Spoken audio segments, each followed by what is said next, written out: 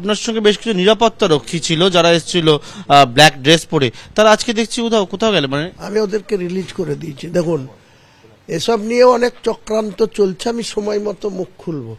আমার যারা হায়দ্রাবাদ থেকে 8 জন সিকিউরিটি এসছে আর্মস নিয়ে, তারা পরশু সন্ধ্যাবেলায় এয়ারপোর্টে নেমেছে। তাদের যে আর্মস আছে, সেই আর্মসের যে কোম্পানি আমাকে প্রোভাইড করছে, সেই আর্মসের যারা অথরাইজ থাকা উচিত, সেই অথরাইজের কোনো ত্রুটি আছে, এয়ারপোর্ট অথরিটি তাদের আর্মস সহ সিজ করে রেখেছে, তারা ওখানেই আছে।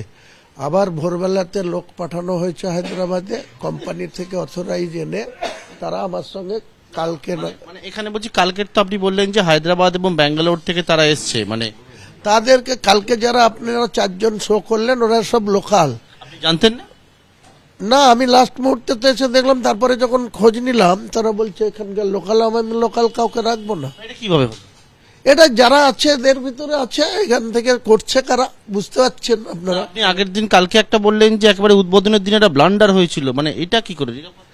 এ চক্রান্ত চলছে তো আমার বিরুদ্ধে, আপনি বুঝতে পারছেন না। যারা অল ইন্ডিয়া লাইসেন্স প্রাপ্ত যে কোম্পানি খোলা আছে, ব্যাঙ্গালোরে আছে, হায়দ্রাবাদে আছে, তারা অনেক প্রাইভেট লোককে ভিআইপি সিকিউরিটি প্রোভাইড করে। আমার তারাই প্রোভাইড করছে, অথচ তারা নেমেছে কিনা এতে পরশুদিন রাতে আপনারা খোঁজ নেন। এরা মানে হঠাৎ করে এলো কিভাবে? এরা এলো, এদের অন্য চক্র আমার কাছে লাগিয়ে দিচ্ছে, আমি তো তাদের রাখবো না। মানে এই যে নিরাপত্তা রক্ষী, এটা অন্য চক্রের মাধ্যমে আপনার কাছে চলে আমার কাছে পাঠিয়ে দিচ্ছে, আমি তো তাদের রাখছি না, আমি তাদেরকে খাইয়ে দেয় রাত্রেই বিদায় করে দিচ্ছি। ভাই জানতেনই না? না না, আবার একটা ব্লান্ডার।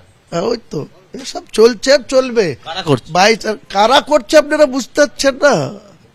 কারা করছে? এদিকে একদিকে বলছে যে 15-16 তারিখের মধ্যে যা যা আছে সব মেনে নেওয়া হবে। আলাম কিছু দরকার নেই, হুমায়ুন কবিরের অল আউট লড়াই হবে।